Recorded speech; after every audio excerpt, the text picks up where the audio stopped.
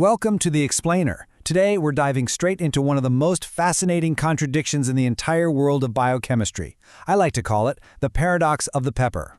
We've all been there, right? You bite into a hot chili and instantly it's just this intense, fiery heat setting your mouth ablaze.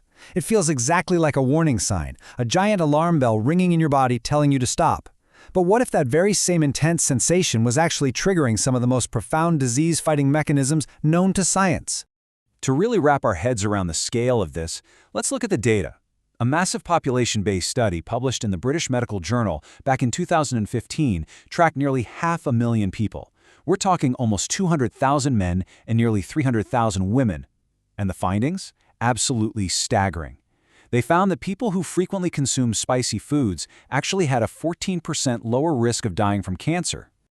Now, a 14% drop is huge. And it immediately begs a really counterintuitive question, which is basically the whole core of our explainer today. How exactly does the fiery burn of a chili pepper fight disease? Seriously, how could something that triggers such a massive inflammatory response in our mouths actually possess potent anti-inflammatory and anti-cancer properties down at the cellular level? Section 1. Meet the capsaicinoids. Okay, let's dive into this. To figure this out, we need to meet the molecular architects actually causing all that heat. The secret lies in a family of compounds called capsaicinoids, and the undisputed heavyweight champion here is capsaicin. It's the principal active compound in chili peppers, the exact thing creating that unmistakable burn. But far beyond just being a culinary spice, laboratory studies show capsaicin physically alters how key genes involved in cancer cell survival and growth actually express themselves. It is a highly active biological agent. And interestingly enough, the research suggests that when it comes to these active compounds, the hotter, the better. Cayenne pepper is a great source, sure, but habanero pepper? That sits at a massive 200,000 Scoville heat units. To put that into perspective, habaneros pack 4 to 6 times more capsaicin than your standard cayenne, so more heat literally equates to a much higher concentration of these bioactive alkaloids. Section 2. The cellular battlefield. Now, to truly grasp how these concentrated compounds are working, we have to transition off of our dinner plates and zoom all the way down into the microscopic world. A completely crucial concept on this cellular battlefield is apoptosis. Simply put, apoptosis is programmed cell death, basically cellular suicide.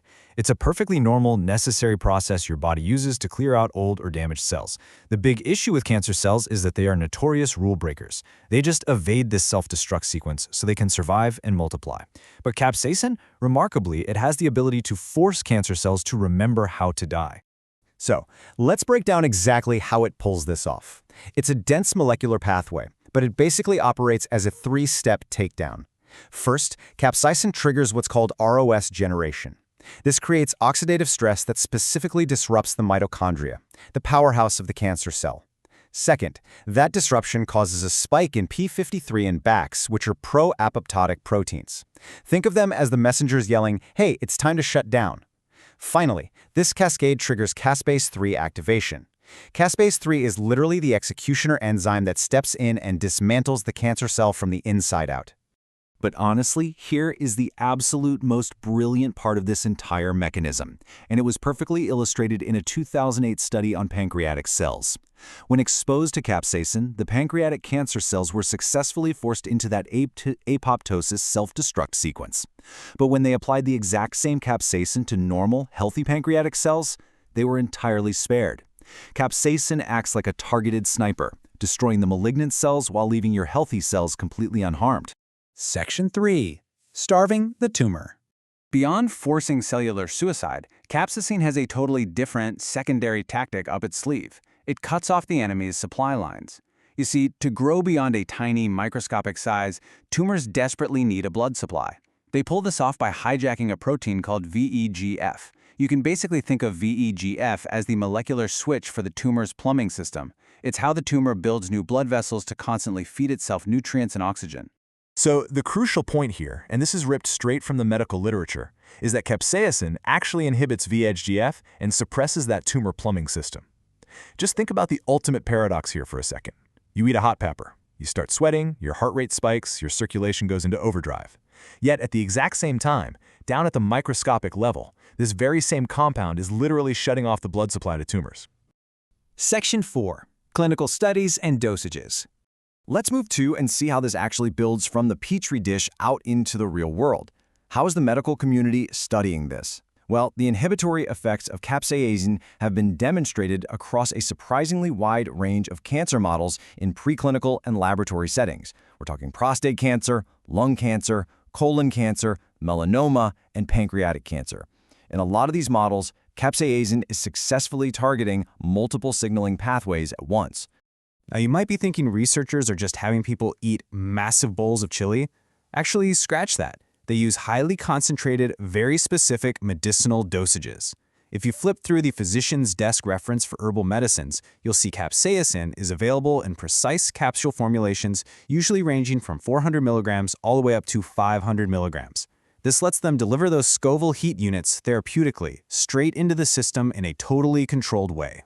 Because we are dealing with highly concentrated compounds here, we definitely have to look objectively at the safety profile. The National Cancer Institute points out that high doses can absolutely cause a localized, prolonged burning sensation. And interestingly, they note that taking fewer doses a day won't necessarily make it burn less. It just drags out the overall time you feel it. Also, the NCI strictly warns against using this while breastfeeding, and anyone with hypersensitivity or hot pepper allergies absolutely needs to consult a doctor before even thinking about exploring these concentrated extracts. Section 5. The future of spicy medicine. So what does this all mean for the big picture of oncology? Well, it is absolutely vital to frame this accurately. The science of apoptosis and shutting down blood vessels that we've covered today, these are observed, documented biological mechanisms. They are not guaranteed, standalone cancer cures. Rather, this research represents some really promising avenues for potential adjunctive therapies.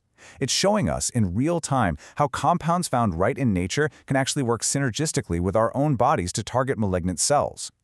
And that brings us to our final thought for this explainer.